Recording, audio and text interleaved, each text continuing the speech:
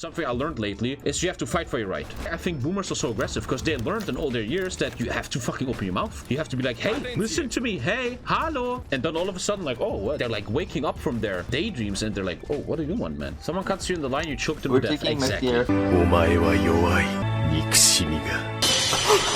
I've always been a guy, I want to be nice to everyone, let's always be nice and stuff, but you will learn in life, dude. If you're nice to strangers, they're all animals out there. When me and Lisa go into public and some human being does something dumb, like mostly like in traffic, someone is driving like a complete idiot, Lisa is still fresh as a driver, she only drives for 2 years, she's like, what is this idiot doing? I can't believe it. And after all these years, I just say, Lisa, it's important to realize that there's only animals out here. I reached this point of zen. When someone in traffic does something really dumb, I used to always... And now I'm just like, it's just his nature. He's an animal. I know that sounds very, very arrogant, but I fully believe in it. Sorry. Not sorry. Like 50% of people in public, animals. Maybe 40. I don't know. The way they behave, walk and talk, dude. Yesterday morning, me and Lisa were on a red light and a dude walks past. He takes his mask out, throws it on the ground in the middle of the street, keeps walking. Like, he is an animal. And once you understand that, you understand the world a bit more. Like, I get it now. I'm like, oh, this is just the world. I'm cool with it now. Like, I remember I was on the fair where they sell sweets and you can throw darts and shoot the gun and the roller coaster. Like, I was getting, it's like little mini waffles.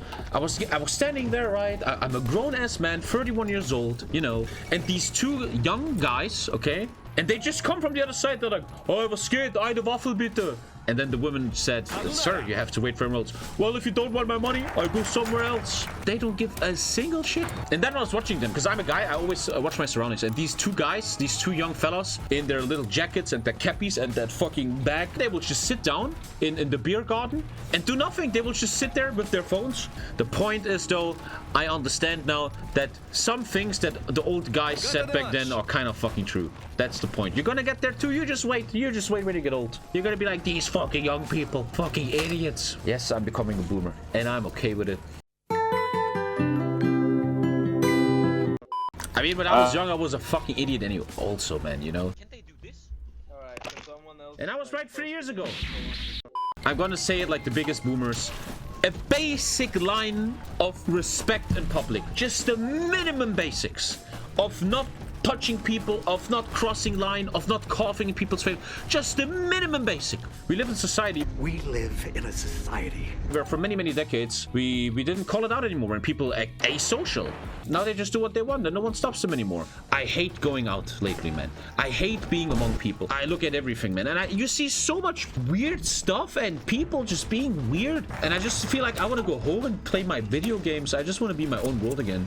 I talk about this sometimes. It used to be a word that was laughed at by South Park. It's a word that kind of is connected with the left and stuff. But I'm going to use the word, which is microaggressions. I feel like when I'm in public, I'm surrounded by microaggressions, man. Like the other day, Lisa is standing in the grocery store and an old fat dude walks by her and coughs right behind her, man. Like she's fucking pregnant and he's not wearing a mask. This is the world.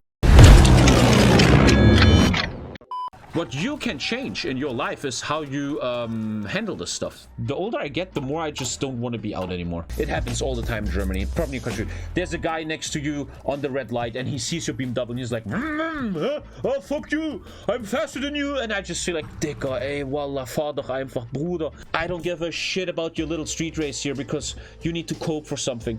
When I'm in public and someone does something really fucking dumb and it annoys the shit out of me and I feel like, whoa, what a fucking idiot. I oftentimes in my brain come to this thinking where I'm like I'm successful. I have an amazing job. I make great money.